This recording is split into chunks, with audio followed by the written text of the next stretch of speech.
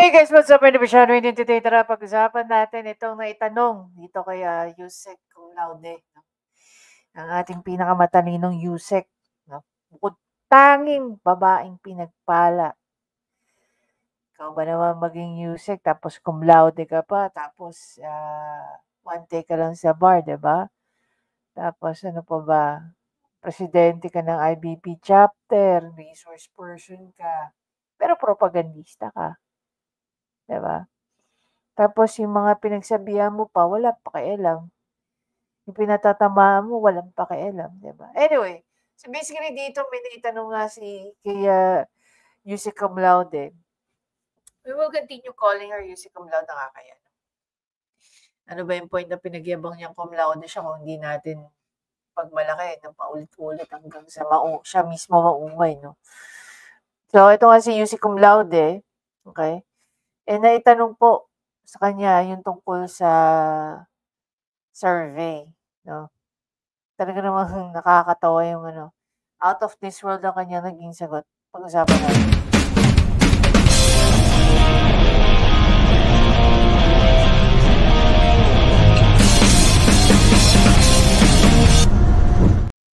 And yeah guys, no, pasensya na, hindi tayo makakapag-live ngayon at tomorrow morning yan, meron po tayong maagang lakad. So, after nitong pag-upload ko nito, patulog na rin po tayo. But nevertheless, maraming salamat in advance sa inyong panonood. So ngayon, kung maalala nyo nga, yesterday, no, napag-usapan natin yung survey na nagkaroon po ng pa-survey sa mga presidentiable at nakita naman po natin doon na si Vice President Sara Duterte nga ang nandoon sa top. Nasa top list siya, number 1 po siya sa survey. And makikita naman po natin na sa 31%. So huwag na po tayo magugulat kung halimbawa dumating man ang 2028 at siya po ay nasa top, super top na na na kahit anong gawin nilang habol, hindi na nila mahabol. Habulin niyo ako, habulin niyo ako. So habang nagpapahabol si VP Sara sa survey, na naman si na naman si Yusek Cum Laude, ano naman, sobrang bitter, patuloy pa rin yung pag-atake kay Vice President Sara Duterte. So pakinggan nga po natin yung naging sagot nga dito ni Yusek Cum Laude. Dito nagmukha siyang tangat bobo. Hindi, sorry naman. Hindi pala tangat bobo, sorry. Nagtunog bitter po siya, 'no? So, yung sinasabi natin na wala tayong pakialam kung siya man ay one take o cum laude o kung ano pa man, 'di ba? Sabi nga ni Atty. Bayan, siya nga hindi niya kailangan sabihing abogado siya. Tara. Tungkol po sa ibang survey, yung sa WR numero. Lumabas po kasi dun sa survey na yon, nasa 2028, frontrunner pa rin po sa pagkapangulo si VP Sara. And kapag tiningnan po natin yung mga nasa top. Grabe, no? Sasabihin na, kung makikita po natin, frontrunner pa rin si VP Sara. Kita naman natin, no? Kita mo yung kasunod niya. 31.4%. Tapos si Mama Lenny, 13.3%. Sa totoo na nananahimik na si Mama Lenny. Hindi na nga, wag na nga natin sana siyang guluhin. Pero, napakaganda po ng laban. At alam na po natin kung ano, excuse me. Natitikob ako. Tigil-tigilan nyo nga yung pagbabanggit ng pangalan ko. Kung sakali man, magkaharap na naman, no? Magkaharap po, no? As presidential tong si VP Sara Duterte at saka si dating Vice President Leni Robredo, or better known as Mama Lenny. Kung ito si Mama Lenny, no? Magkatapat sila ni Inday Sara sa 2028. Kung sakali lang naman, alam na natin kung anong mangyayari. Alam na natin kung anong titirahin nila kay VP Sara. Walang iba kundi confidential fund. Other than that, gusot na yan, di ba? And even if hindi nila ma-impeach si Vice President Sara Duterte, paulit-ulit pa rin nilang sasabihin na kinorakot niya yung confidential fund. Pero take note, kita-kita naman ninyo, kanina lang o kahapon na pag-usapan natin yung Big Six, no, na sinatawag nila. Which is hanggang ngayon, nagugulat pa rin ako. Oo nga naman, kung iisipin mo, naging congressman lang kayo, ganyan nakalaki yung yung inangat ng ano, yung hindi man lang kayo nahiya na ganyan kalaki yung nasasalin niyo kung totoo man yun ha, kung totoo man yun. Nevertheless, sana 'no may ma-produce nga silang dokumento na nagpapakita na yun nga yung dineclare sa SALN. Oh, 'di ba inaantok na ako. Yun nga yung dinideclare sa SALN. Mukhang wala pong kaalyado si PBBM dun sa mga frontrunners. Ano po yung So, pakinggan natin kung gaano kabigat dito si Yusek Cum Laude, 'no? Ito yung ano, eh, ito yung pagkabitter niya nakakatawa in a way na, alam mo yun, lahat na yata ng paninira ginawa mo, pang-aalipusta, pag-atake ginawa mo na, 'di ba? In your own very simple, subtle way. Subtle pa yung kunyari 'no, pero alam naman natin hindi subtle yan, kagaguhan yun. Alam naman natin na ano yan, eh. Pero take ninyo dito, ma'am? Ibig sabihin niyan po ay ang Pangulo po ay concentrated sa kanyang pagtatrabaho. putang-ina kaya nga siya naging pangulo, 'di ba?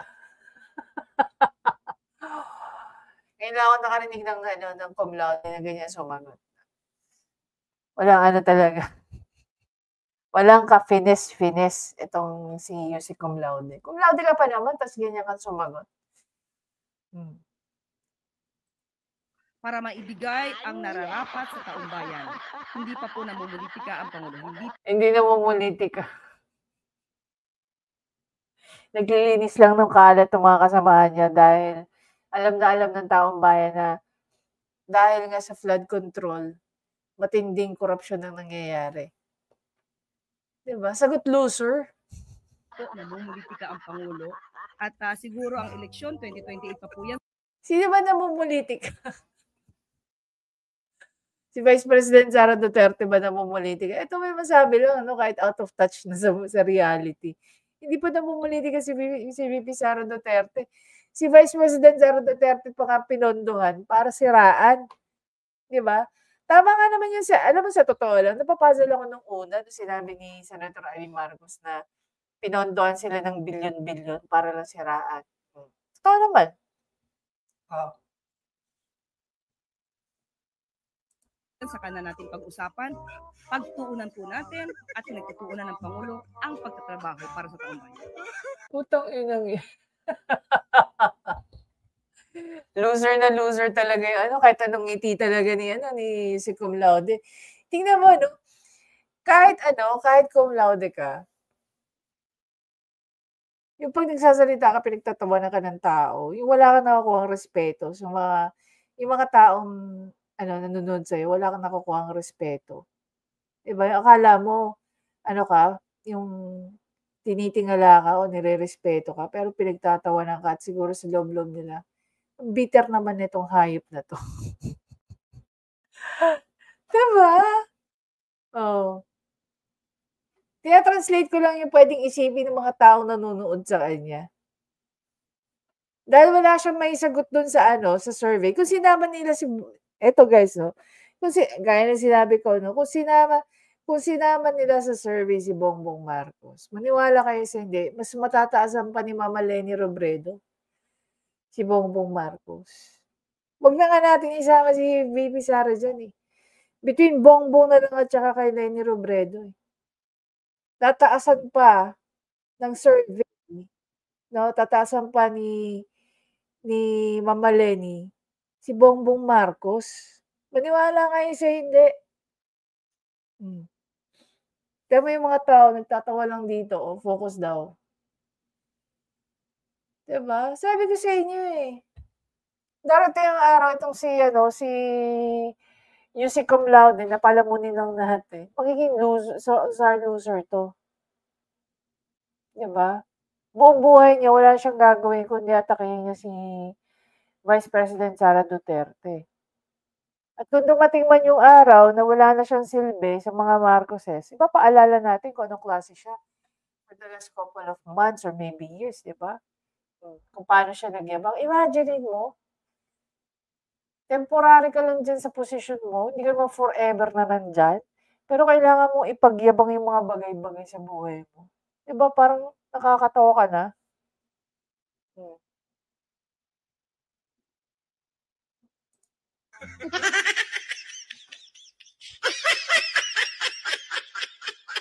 Panghuli na lang.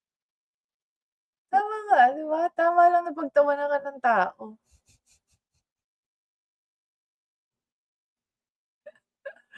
Ito yung reaction niya na inaantay natin, 'di ba?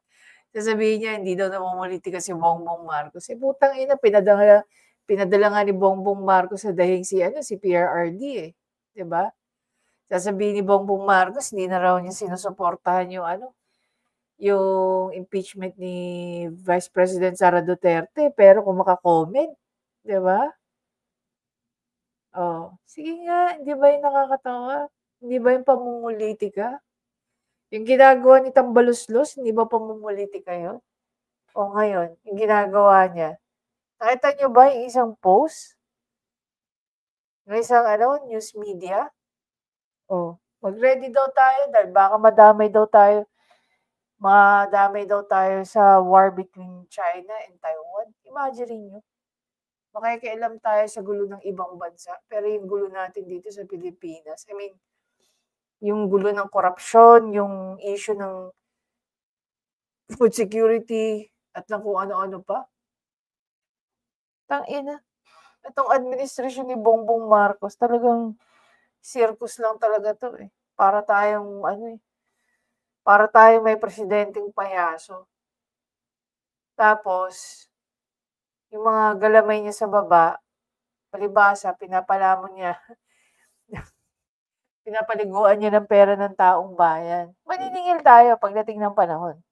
Kailangan pagbaba ng termino ni Bongbong Marcos, yung pera na hinawakan niya, kung magkano yung nadagdag sa utang ng taong bayan, okay, ng Pilipinas, at saka magkano yung ginastos ni Bongbong Marcos during his term, hahanapin natin yun sa lahat ng mga projects. Diba? Tapos titignan din natin yung mga pinamimigay nilang pera. Gaano ba karaming buhay ang nabago nun? Hahanapin natin yun, i-evaluate natin yun. Tayo mismo. Eto, hindi ko alam kung magkano sinisweldo nito, magkano binibigay dito kay UC Cum Laude. Pero mukhang mamahalin to eh. Siyempre, ikaw ba naman one take sa bar, diba? Tapos Cum Laude ka pa. Then scholar ka ng UST. Then naging presidente ka ng tawag nito, ng IBP chapter. Resource person ka pa. Resource person ka ng alin? Tataka nga kami hanggang ngayon hindi ka pa kinakasuhan ng Article 154 sa mga pinagsasabi mo eh. 'Di ba? Comparing with what you said yesterday and what you said today. Oh. Halatang-halata eh, 'di ba? Hindi ko talaga makakalimutan din yung comment nito, Wes, no? Side trip lang tayo sa mga bashers daw niya, mga garapata. So, anong tawag niya sa sarili niya? Pagiging basher niya sa mga Duterte. Linta siya ng mga Marcos. Diba? Marami pa kasi kayo guys hindi alam tungkol dito kay UC Cum Laude. Nagmamalaki lang niya yung bango niya. Ayaw niya ipagmalaki yung baho niya. Darating din yung araw na aalingaso din yan. Diba? But for now, syempre bigay natin sa kanya yung i-glorify natin yung pagiging cum laude niya, scholar niya, one take sa bar, tapos, ano pa ba, IBB president. Natin yan, i-glorify natin siya. Kasi hindi naman niya ipagmamalaki yan kung hindi siya proud na proud dyan sa kanyang sa kanyang mga accolades. 'Di ba? Pero kahit ipagmalaki niya yun, it doesn't translate. Hindi natin makita sa pagkatao niya yung ganun siya. Mas pa siya mas ang nakikita natin sa kanya yung pagiging akala mo lumaki sa slum area na walang pinag-aralan. 'Di ba? Kung siya ganyan, tapos si Inday hindi naman gano'n, tapos si Attorney Ruth Castelo hindi rin ganyan, eh di mas gugustuhin ko na hindi na ako nag-aral ng UST. Mas gugustuhin ko na hindi ako scholar, 'di ba, or cum laude, kung ang magiging pagkatao ko ay gaya nito. Hindi na lang. Sa'yo na yan. 'Di ba? At least may moment na napapahiya talaga siya big time. Tapos 'pag napapahiya siya, bitter pa rin siya. Nakakaawa. Anyway guys, again, maraming salamat. Sa panonood. Please don't forget to subscribe, like, at i-comment nyo na. No? Kung mukha ba talagang bitter si Yusek Cum Laude dito sa pagsagot niya sa tanong. Very defensive ang dating sa akin, very bitter. Alam mong pagdating ng panahon na wala na si Bongbong Marcos sa posisyon, alam mong basura na lang din siya. See you in my next video.